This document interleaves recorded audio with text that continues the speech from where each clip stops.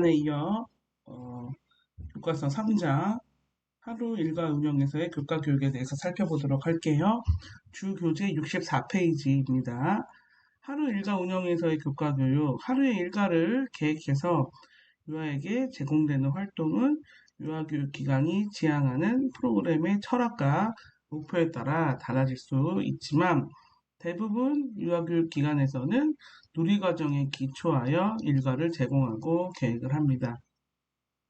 일과 계획 및 운영 시에는 일과 진행 순서를 일관성 있게 계획해야 되고, 이 말은 무슨 말이냐면 예를 들어 아침에 9시 반에 등원을 해서 아이들이 가방 정리하고 그 다음에 자유선택 활동을 시작하면 1시간 정도 놀이를 하고 10시 반에 정리를 하고, 그리고 10시 반에 정리한 다음에 모여서 출석을 부르고 또 유아들하고 오늘 할 일과를 소개하고 또 단위 수업 2개를 하고 그다음에 11시 반에는 밥을 먹고, 이런 것들이 시간대는 비슷하게 유지가 돼야 된다는 거예요.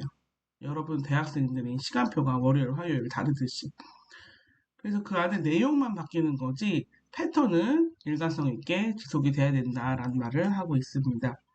또한 유아가 편안함을 그때 느끼고 자신의 앞으로의 일정을 마음속으로 준비할 수 있다라고 합니다.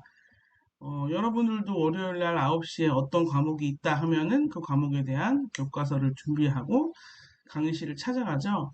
유아도 마찬가지입니다.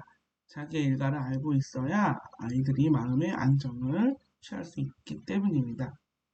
또한 동적인 활동과 정적인 활동, 또 대집단과 소집단 활동을 균형 있게 계획하고 유아의 집중력을 높이는 일과 구성을 해야 합니다. 동적인 활동은 뭐예요? 몸을 움직이면서 아이들이 흩어져서 하는 활동들을 말하죠. 대표적인 예로는 게임, 신체 표현, 미술 활동 이런 것들이 있죠. 정적인 활동은 그대로 말 그대로 앉아서 아이들이 할 수 있는 활동입니다. 그래서 정적인 활동의 대표적인 활동은 이야기 나누기, 언어 활동, 동시 감상 이런 것들이 되겠죠. 그리고 대집단은 우리 반 아이들이 만약에 24명이다. 24명이 전체 다 같이 움직이는 것을 대집단이라고 합니다. 또 24명을 반뚝 잘라서 12명, 이건 중집단이고요. 중집단을 다시 반뚝 잘라서 6명, 이거를 소집단이라고 합니다.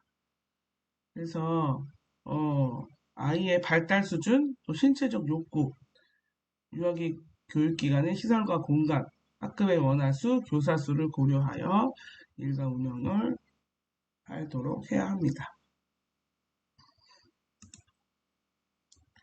자, 유아교육기관의 일과 운영의 기본 원리가 있어요. 네, 첫 번째는 일관성, 앞에도 나왔죠. 일관성이 있어야 한다. 일관성 있는 활동은 유아가 쉽게 이해할 수 있어서 안정감을 느끼고 다음에 무슨 활동을 할 것인가라는 것을 파악하게 해주어서 스스로의 행동을 적응할 수 있게 해줍니다. 하루 일과 활동에 관한 순서판을 교실 입구에 걸어놓거나 아니면 이제 교실 안에 칠판에 걸어놓으면 유아가 쉽게 그날의 활동을 알 수 있겠죠. 또 모이는 시간에 교사와 유아가 함께 오늘 어떤 활동을 하게 될지에 대해서 소개하는 시간을 갖는 것이 좋습니다. 만약 우리도 새로운 교육 연수에 갔는데 일정표를 주지 않으면 어떻게 일정이 계속 진행되는지 궁금해서 물어보겠죠. 유아도 마찬가지예요. 그래서 일과를 알려주는 거는 당연하고 또 거기에 일관성을 부여하는 것도 당연합니다. 다음은 일과 계획 속의 일정한 시간은 유아의 신체적인 욕구, 즉 화장실 가기, 간식 먹기가 반영되어야 합니다. 놀이에 열중하게 되면 유아는 아직까지 자신의 배설 욕구를 적절히 조절할 수 없거나 피곤하거나 배가 고프면 쉽게 짜증을 냅니다. 성인은 이 같은 신체적 컨디션을 말로 표현하지만 유아는 표현하지 못하고 다른 방법으로 친구들하고 이제 갈등 상황을 일으키게 합니다. 옆 사람한테 막 이유 없이 짜증을 내고 축 늘어져 있거나 아니면 놀이에 참여하지 않고 배회를 하거나 졸고 있거나 교사가 이런 거를 배려해서 일가 구성에 안배를 해야 되겠죠. 그래서 일가 계획은 반드시 의도적으로 유아의 신체적 욕구를 조절할 수 있도록 계획되어야 합니다. 만약 동적인 활동을 했다면 다음에는 휴식 시간을 갖거나 정적인 활동을 하여서 자연스럽게 전이가 되도록 해야 합니다. 또 일과계획은 무엇보다도 교사가 미리 자신의 짜인 틀에 유아를 끼워 맞추기보다는 유아의 요구에 따라 적극적으로 참여하고 의사결정을 하도록 도와야 합니다. 예를 들어 두 그룹으로 나누어 수업을 할 경우 의도적으로 집단을 나누기보다 어떤 친구가 먼저 할래? 라는 자유의 선택권을 주는 거죠. 약간 뭐 두 그룹이 수치가 맞지 않더라도 스스로 결정할 수 있는 권한을 주는 것이 좋다는 거예요. 그리고 교실의 규칙을 정할 때도 스스로 정한 규칙을 세우고 책임을 질 수 있는 습관을 길러줘야 하는 것이 또 중요합니다. 또 일과활동 계획은 각 프로그램의 철학에 근거해야 하지만 어떠한 프로그램이든 간에 활동의 내용과 순서는 균형 잡힌 계획이어야 합니다. 그래서 활동적 활동, 조용한 활동, 또 실내, 실외, 개별 활동, 대소집단 활동, 교사 선택 활동, 유아 설득 활동 이런 것들이 안배가 돼서 골고루 들어가야 합니다. 또한 이러한 활동은 일과 활동 순서를 결정할 때 서로 다른 활동들이 교차될 수 있도록 해야 합니다. 예를 들면 조용하게 이야기를 듣는 시간 다음에는 실내놀이나 율동을 하도록 하는 것을 의미합니다. 일과활동 계획은 여러 가지 유형의 상호작용이 일어날 수 있도록 계획합니다. 교사가 개별 유아의 상호작용, 교사와 소집단 유아와의 상호작용, 유아와 유아 간의 상호작용, 유아와 교구와의 상호작용 기회가 골고루 제시될 수 있어야 합니다.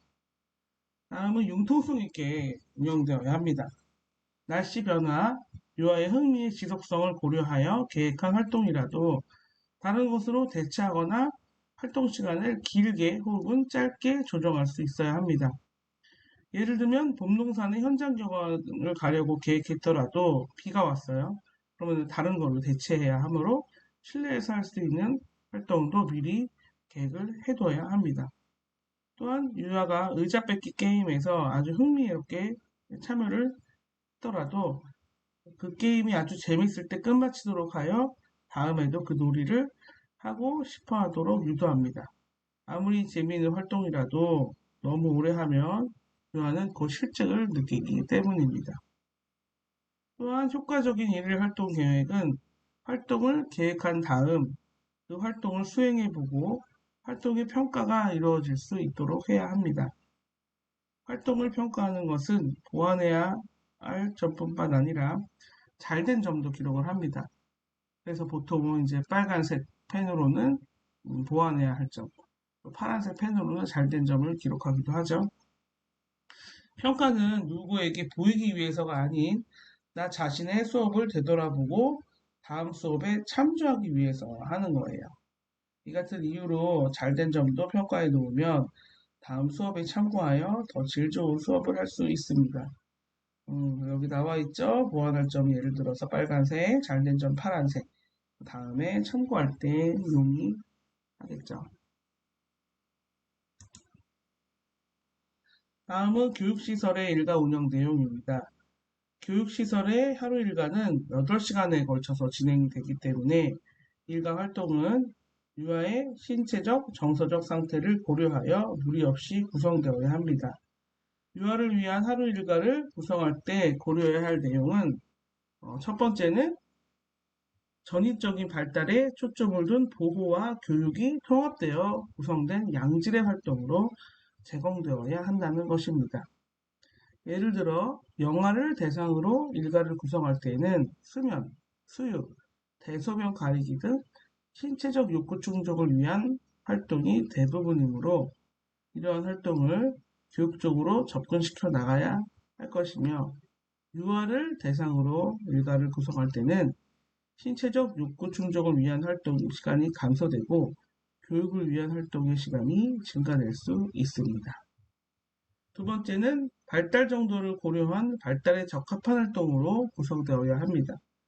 영유아 교사는 각 연령 단계에서 일어나는 인지적 발달을 정확하게 예측하고 각 활동은 기대되는 발달을 도와주고 촉진할 수 있도록 제공되어야 합니다.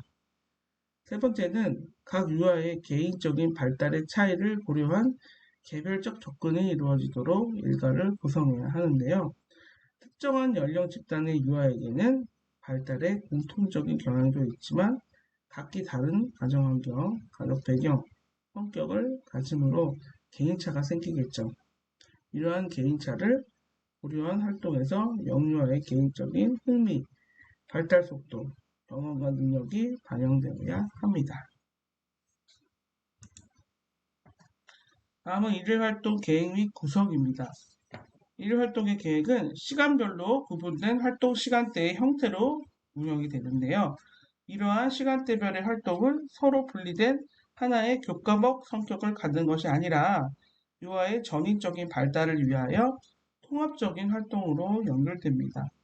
예를 들어 음악 시간, 미술 시간, 과학 시간으로 분절되기보다는 이러한 시간을 통하여 교육과정이 추구하고자 하는 유아의 언어 발달, 기술 발달, 문제 해결력, 사회성 발달을 이루게 하는 것이 중요합니다. 일일 활동의 구성은 서로 연관돼 있고 통합적으로 이루어지도록 구성하는데요. 첫 번째는 이제 등원 지도죠. 10분 정도 소요가 되는데 차량을 여러 스쿨버스를 타고 오면은 이것도 이제 시간이 좀 달라져요. 뭐 1코스 친구들은 8시 반에 오기도 하고, 뭐 마지막 코스 친구는 9시 반에 도착하고, 거의 1시간 정도 이루어진다고 볼 수가 있는데요. 일지에 쓸 때는 10분이라고 적는 이유는 그 아이가 초점이 됐을 때 그 아이 1인 대상은 10분 정도면 충분하기 때문에 그렇게 적습니다. 그래서 하루 생활의 시작은 등원과 함께 시작이 되는데요. 등원 시간은 아주 중요하죠. 왜? 유아가 전날 밤은 어떻게 지냈는지, 또 수면 상태도 알 수 있고요. 부모와 상세한 대화를 통해 오늘 교육에 대한 정보도 교환할 수 있어요. 그리고 시진, 비형식적으로 유아를 점검하는 거죠. 예, 교사는 안정적으로 유아를 맞이하고 라퍼를 형성하여 유아가 부모와 편안하고 자연스러운 분위기에서 헤어질 수 있도록 도와줘야 돼요. 이때 유아의 건강 상태나 기분을 체크합니다.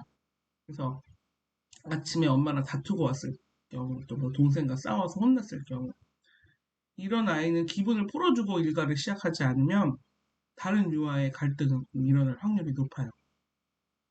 그럼 선생님은 더 갈등 지도하는데 에너지를 소비하고 큰 문제로 키울 수 있기 때문에 반드시 아침에 유아의 기분을 안정적으로 살피셔야 돼요. 이 시간에 전날 못한 수업 준비를 한다거나 교사가 너무 바쁘면 안 되는 시간입니다. 각 개인 유아에게 주의를 기울일 수 있는 시간이기 때문에 가방의 준비물, 가정와의 쪽지를 챙기는 등 세심한 집중을 해야 되는 시간입니다. 또한 일찍 등원하여 아침을 못 먹은 유아는 가방에 챙겨온 간식을 꺼내어 먹을 수 있도록 배려해 주는 것도 잊지 말아야 합니다. 보통 유치원은 8시에 문을 열고요. 어린이집은 7시 30분에 문을 엽니다. 이런 친구들은 아침도 못 먹고 뭐 자는 거 깨워서 엄마가 데리고 왔기 때문에 개별 책상에 앉아서 간식을 먹을 수 있게 도와주라는 이야기입니다. 그리고 각 가정과 연락장이 있다면 요새는 키즈노트라는 온라인도 그 어플을 통해서 연락장을 활용하는데 여기에 보시면 건강, 수면, 식사, 배변, 준비물, 언어 전달에 대한 정보 교환이 이루어지기 때문에 많이 도움을 받을 수가 있겠죠. 또 전날 밤에 수면을 제대로 취하지 못한 유아는 침실에서 보통은 이제 원장실이나 교무실에 유아들이 누울 수 있는 간이 침대가 있어요. 거기서 더 잘 수 있게 배려해 주어야 합니다. 그 다음은 자유선택 활동이에요. 철저히 계획해서 준비된 실내 환경에서 유아가 자신의 흥미와 능력에 맞는 놀이를 스스로 선택해서 노는 시간입니다. 선택한 영역에서 개별적 또는 다른 유아와 적절히 상호작용하면서 놀이를 한 뒤에 평가하는 것까지 포함하여 어떤 활동보다 개인차를 고려한 통합교육이 가능한 시간이므로 하루 일과 중 가장 많은 시간적 비중을 차지하는 것만 보더라도 중요한 활동임을 알 수 있겠죠. 하루 일과의 거의 뭐 3분의 1 내지는 4분의 1 정도를 자유선택 활동에 할애를 하고 있습니다. 특히 등원 시간이 서로 다를 경우에는 유아가 본인의 바깥 교실로 들어가면서부터 시작되는 경우도 많아요. 뭐 엄마가 직장 생활 때문에 8시에 오는 아이는 10시까지, 만약에 10시 반까지 놀이한다. 그럼 2시간 30분 동안 놀이할 수 있는 거죠. 예, 더 많이 개인차가 조금 있어요. 이 시간은. 그 다음에 이제 정리하기. 보통 10분 정도의 시간을 할애합니다. 또 이때 화장실도 다녀오게 돼요. 활동을 정리하고 자신이 계획했던 활동에 대하여 평가해보고 우선은 정리 시간이 오래 걸릴 것 같다라는 친구들은 미리 가서 이제 귓속말로 선생님이 조금 있다가 정리를 할 건데 너 먼저 정리하면은 다 정리할 수 있을 것 같아 라고 얘기를 해주어서 유아가 당황하는 일이 없도록 배려해 줘야 돼요. 근데 이런 센스가 없는 선생님은 똑같은 시간을 주고 많이 이제 유아들이 활동을 하느라고 많이 꺼내놓은 교구가 많은 아이들은 다음 활동으로 넘어가도 갈 때까지 정리를 시켜요. 그럼 그 아이는 또 어, 속상하겠죠. 친구들을 모여서 이야기 나누게 하고 있는데 본인은 계속 정리를 하고 있단 말이죠. 그래서 선생님들이 꼭 체크해서 정기정돈 시간은 아이의 활동 양과 상태에 따라서 고려를 해서 미리 정리할 수 있도록 배려를 해주셔야 하는 게 중요합니다. 그 다음은 간식. 이건 이제 간식을 먹는 원도 있고 안 먹는 원도 있어요.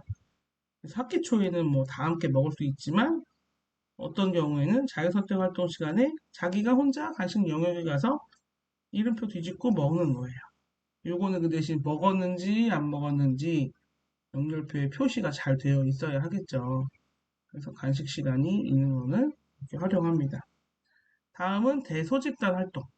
예, 하루에 이제 뭐 이야기 나누기, 미술 활동, 뭐 이런 단위 수업을 한두 개 정도 합니다.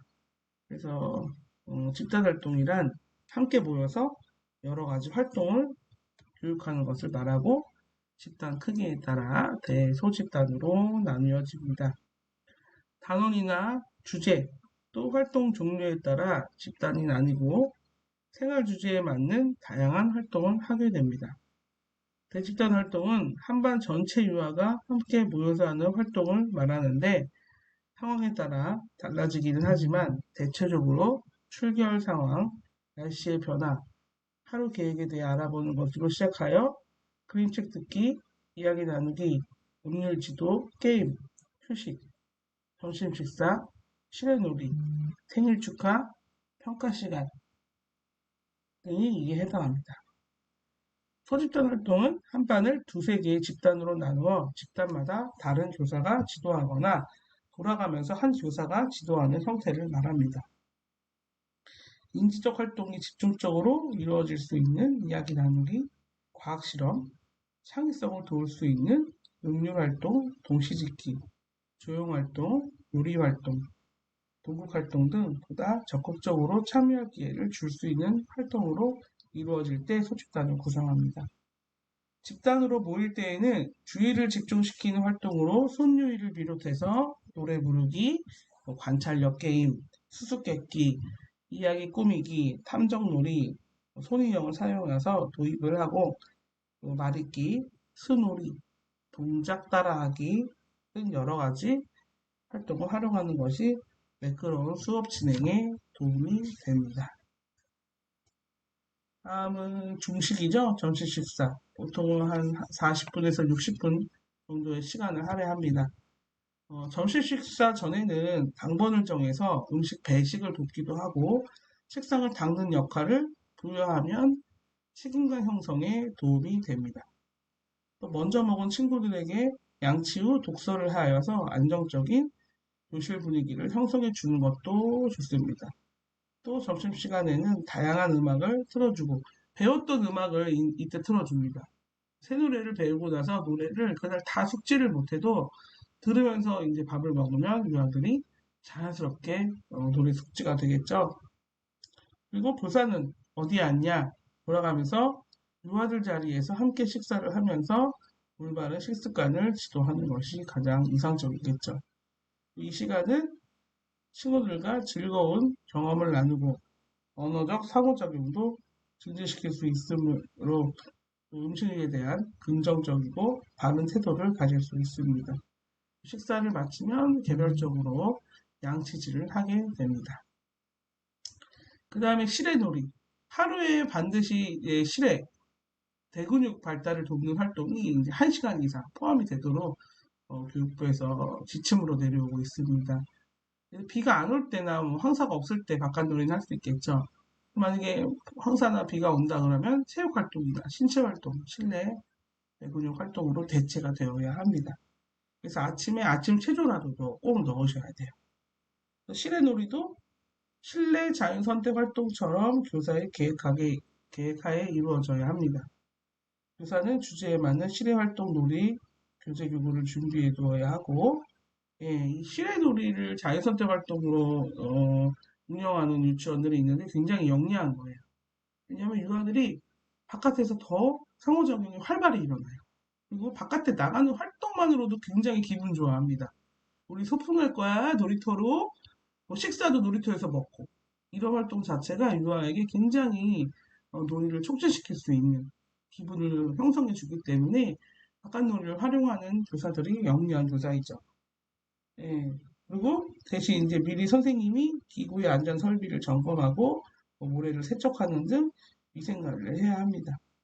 또한 유아가 잘 보이는 곳에 위치하여 안전사고가 나지 않도록 하는 것도 중요하겠죠.